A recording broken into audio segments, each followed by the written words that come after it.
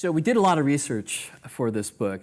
Probably took us at least 6 months, and then we went back and we went through and we spoke with many successful founders and CEOs. The hardest part of those interviews was the fact that none were really familiar with the traction gap framework.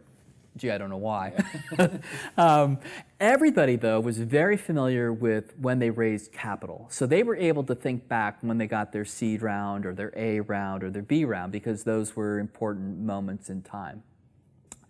So instead of saying MVR and MVT, et cetera, what we did is we described what those points were. And an amazing thing came out of that. All of the CEOs and founders could tell you when they knew they were it, when it was going to happen for them. MVR, they knew that moment in time really, really well.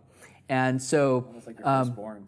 Yeah, that was amazing, but it wasn't as amazing as the following, because you would think that if you're building a product company and you're engineering oriented or an engineer, and that it's all about your product, you would expect the answer to come back around the 4 architectural pillars around product, revenue, team, and systems. That you would think that product would be the most important thing that these teams had to accomplish. And the truth is, every single CEO, bar none, team. Team was the fundamental issue. First, second, third, fourth. It was, and at different moments in time, different issues around the team, but it was always about the team. We hired the wrong person for the wrong job. Fundamentally, though, all of them also said is, and I'll just redact it into sort of this truism, which is hire slow, fire fast. Most fired way too late. And I think the hard part is you're doing this with friends. These are people who you're there 12, 18 hours a day.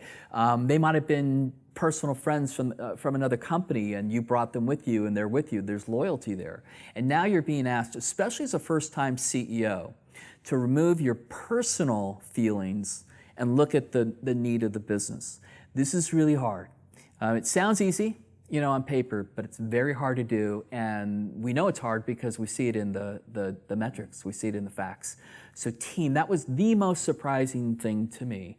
I did not expect that to take such a prominent role. And in fact, if you look across those 4 pillars, they each play a different prominent role based upon where you are in your journey. Early on, it's product, right? Product is super important.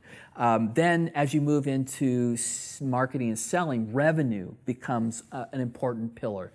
And eventually into MVT and beyond, systems. Systems doesn't play much of a role. You'll see in the book, most of the feedback has nothing to do with systems because they're not at the point where they have to actually scale fast. So the point here is that if I were to redraw those pillars, right now they're all 4 equal, they're 4 squares. The truth is I should redraw this thing and either make team in the center and have 3 of those around the outside, or make team a big giant rectangle and stick those 3 on the side of them.